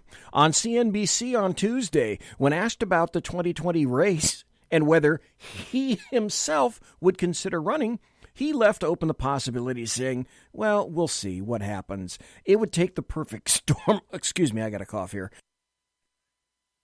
It would take the perfect storm for me to do so, the owner of the Dallas Mavericks said. There's some things that could open the door, but I'm not projecting or predicting it right now. The funny thing is he was asked, who on the Democrat side, by the way, sir, Mr. Cuban, who has the best chance of winning? Mark Cuban said, nobody right now. He said, if you look at why people voted for Donald Trump, in my opinion, first and foremost, it was because he wasn't a politician. Politicians are the least trusted of every profession. Wait a minute. If I had a producer, you would have heard this. Politicians are the least trusted of any profession.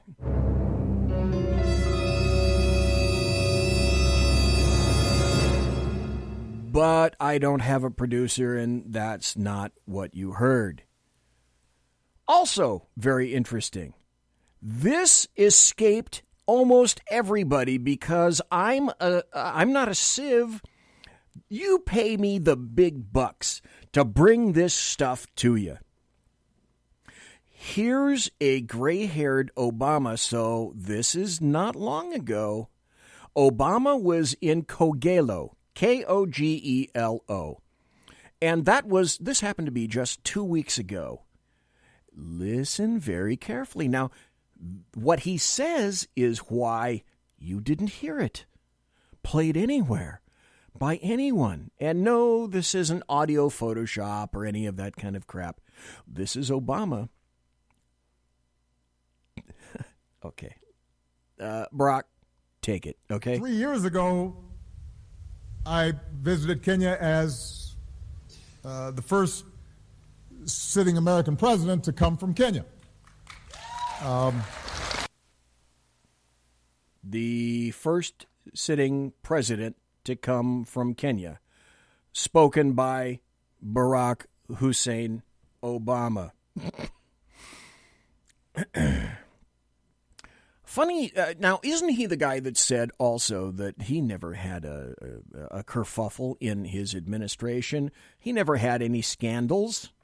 Here's an article, and if I could put the link up, I would, but it's over on my laptop, and I can't put the link up over here. But you could go to trueactivist.com, trueactivist.com, and enter this in your favorite search engine, criminal in chief.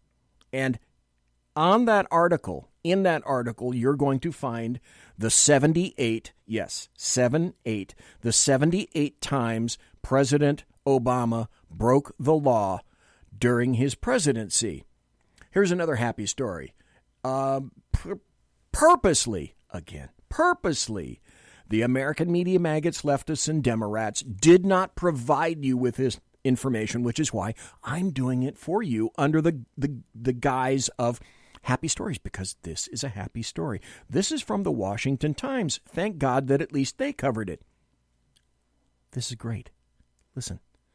Trump judicial nominee confirmed to Ninth Circuit Court over Democratic objections. This is an extremely happy story. The Senate confirmed Kenneth K. Lee to the Ninth Circuit Court of Appeals on Wednesday, giving President Trump reinforcements against the most consistently liberal circuit in the country.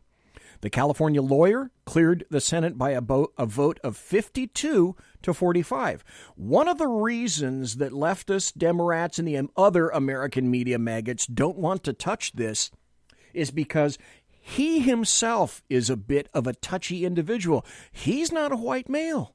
He's an Asian male, so they kind of have to be very wary about how they approach this. So, of course, they've decided, screw it. We're not even going to approach this at all. This is what it means.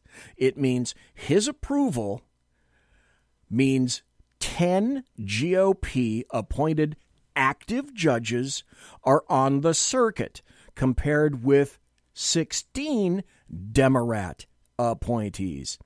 That is up folks, here in California, with a K, please spell it properly, that's up from a 7 to 18 split at the beginning of Trump's term. And guess what? Guess what? I feel like the camel that walked in. Hey, Dave, guess what? Mike. Guess what? There are still 3 vacancies yet to be filled. Folks, I don't care who you are. That's a happy story. This is another happy story in terms of schadenfreude. When I saw this, when I stopped, busted a gut laughing, remember the New Mexico governor who left the border open because she said that Trump was doing nothing but fear-mongering. He's a fear-monger. Oddly enough, would it shock you that illegals flooded across the border? So what is her response? Oh, that's right. She buses them to Denver. You can't write this stuff. Earlier this year, this far-left New Mexico governess, Michelle Lujan Grisham, she wanted to make sure that you got the Lujan in there so that you know that she's a woman of the people. She withdrew her 118 National Guard troops from New Mexico's southern border with Mexico itself. And she happened to call President Trump's policies a charade of border fear-mongering. Oddly enough, when those National Guard troops went away from the New Mexico border, would anyone be surprised that New Mexico's being overrun by drug cartels following her brilliant, insightful plan to remove those troops from her state border?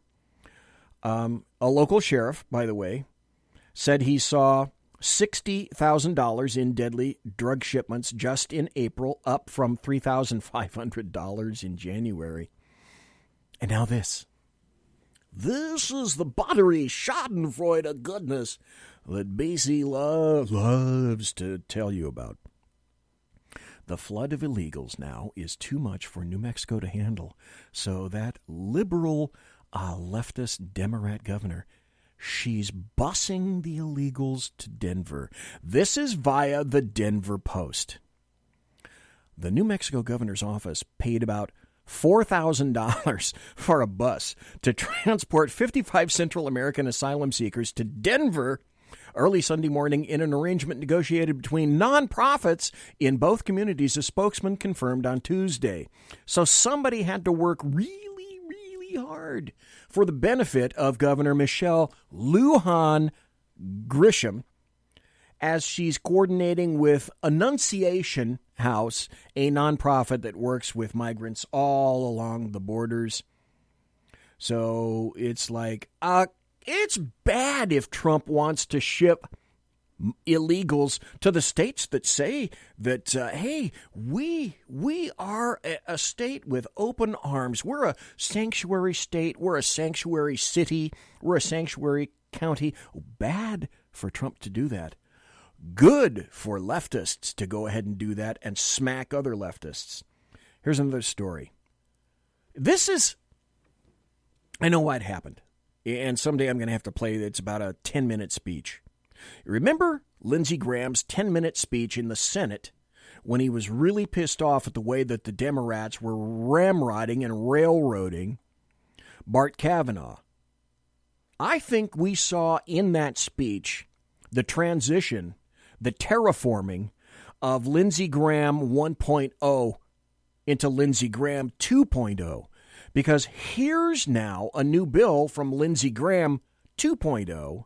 This is from Fox News. Graham unveils bill to end asylum claims at U.S. border and return minors to home countries. Anyone besides me think this sounds like a pretty damn good idea. Listen, the devil's in the details, and I kind of really like the details.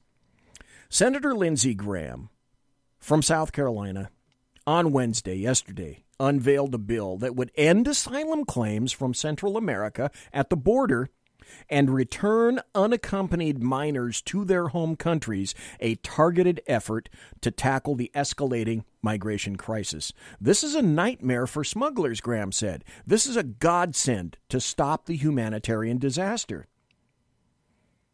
Listen, when you've got Tom Friedman, like I told you this past Tuesday, when you've got Tom Friedman going to the border, massive leftist at the New York Times, and saying, oh my God, this is a crisis, because I'm seeing it with my own little pearly whites, then it's a crisis. And Lindsey Graham says, yeah, this is a godsend to stop the humanitarian disaster. Listen to this. Graham's bill is designed specifically to deal with loopholes, he says, are encouraging migrants from Central California, boy, that's Freudian, Central America, to make the treacherous journey north and bring children with them. He pointed in particular to the 20-day limit for authorities to hold unaccompanied minors and families before having to release them into the U.S. homeland, who knows where. He says the word is out on the street in Central America. If you bring a minor child with you, your chance of being deported goes to almost zero. True. Absolutely true. Your hearing date is literally years away. And we release you inside the country, and that's the goal of coming here in the first place. The bill would end asylum claims at the U.S. border for migrants from the Northern Triangle of Honduras, Guatemala, and El Salvador. Instead, why didn't anybody else think of this? Well, you know why. Instead, those applications would be filed at refugee processing centers set up in the Northern Triangle and Mexico. The legislation, basically what it means is if you want to apply for asylum, you do it in your own damn country, and you don't come to the border and do it here. We won't even recognize you. Start and get in line in your own damn country. I like that a lot. Instead, those applications would be filed at refugee processing centers set up in the Northern Triangle in Mexico. The legislation would also allow unaccompanied minors to be returned to their country of original origin, which Graham said would be treating them the same as minors from Canada and Mexico. His bill would extend the time families can be held together from 20 days to 100 days. Not a big fan of that because, quite frankly, 100 days is not going to be enough. To help allow claims to be filed without families being released into the U.S., it would also add an additional 500 immigration judges to deal with the backlog of asylum claims.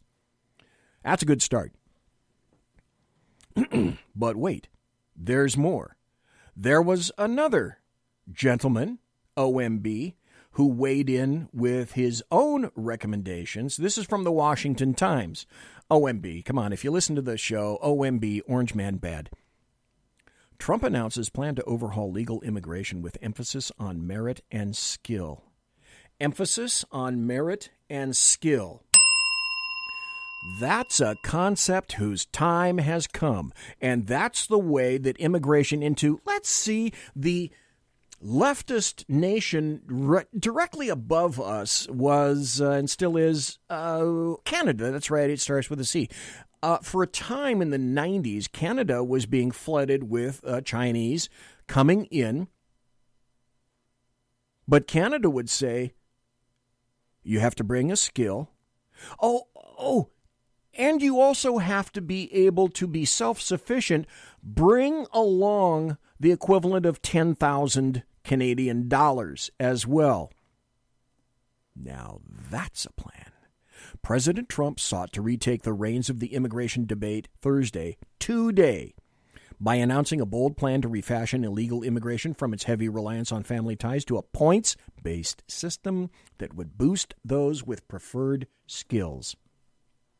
Why should we be the dumping ground of people who have no skills, may have a challenge speaking Spanish or other languages from their origin countries, and the less skilled jobs are going away anyway, and that's endangering real honest-to-God American citizens, much less illegals? Why can't we have merit-based immigration? A hell of an idea.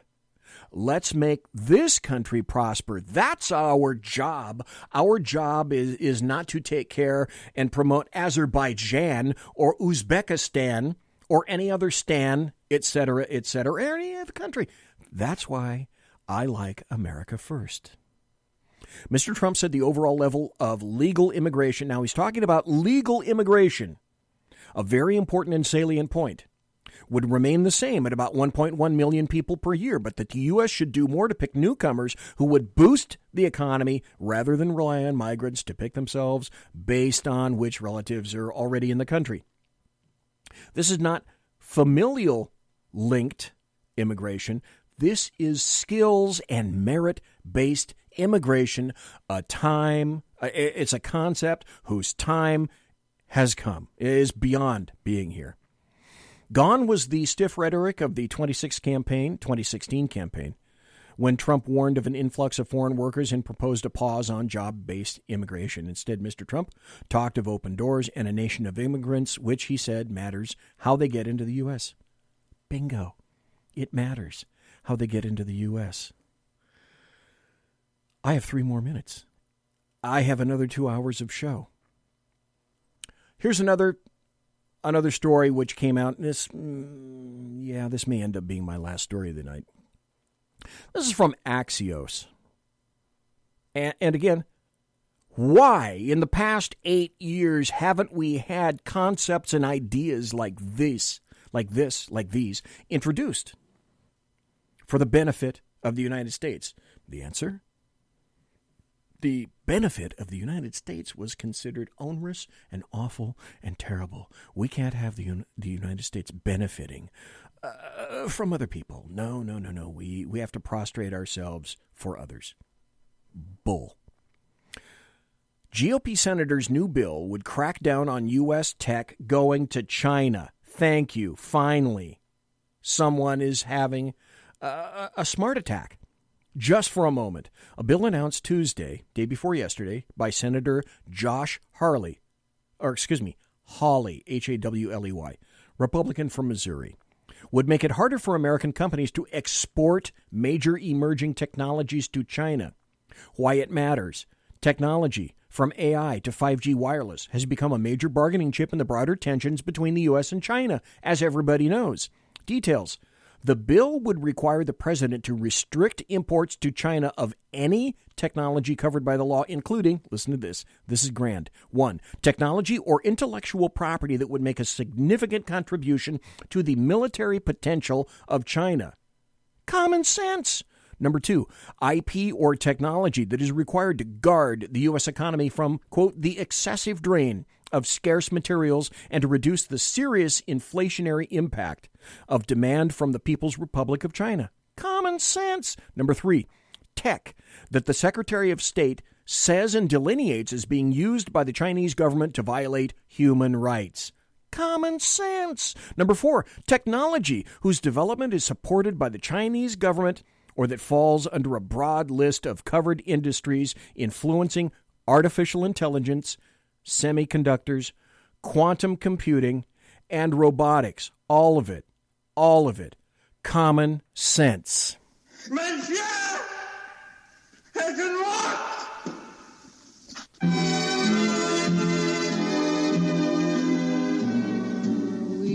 Ladies and gentlemen, boys and girls, children of all ages, thanks for listening to the bloviating Zeppelin's Berserk Bobcat Saloon radio show right here, live and direct, in the sumptuous and palatial SHR Media studios on the network. If you want to contact me, you can find me on Twitter at BZEP, at BZEP, on my blog at bloviatingzeppelin.net. Thanks to Big Sarge Media for simulcasting my show. Promotional consideration is by the Lockheed Martin Skunk Works and also by the Boeing Company. If it ain't Boeing, I ain't going. And also Pratt & Whitney Engines Thrust. You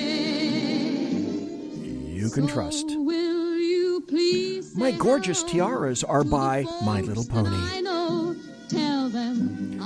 Thanks to my personal KC-135 Kettle One refueling team with whom I shall be consorting in less than an hour. Thanks to Michael Jones for being here in the first hour. Thank you for being in chat. Thanks for listening in podcast. I appreciate each and every one of you and the time that you take out of your busy night or day, if you listen in podcast, to do so. Folks, have a great weekend. God bless. Take care. Be safe. Come back Tuesday. Juan Edwards. Everybody quiet down now and get some sleep. Good night, everybody. Good night, Mama. Good night, Ben. Good night, everyone. Good night, Mama. Good night, Daddy. Good night, children. Good night, Daddy. Good night, Elizabeth. Good night, John Boy. Good night, Jim Bob. Good night, Jim Bob. Good night, Jim Bob.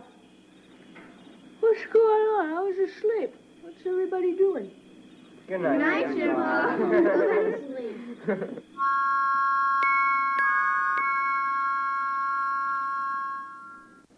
Good night, and good luck.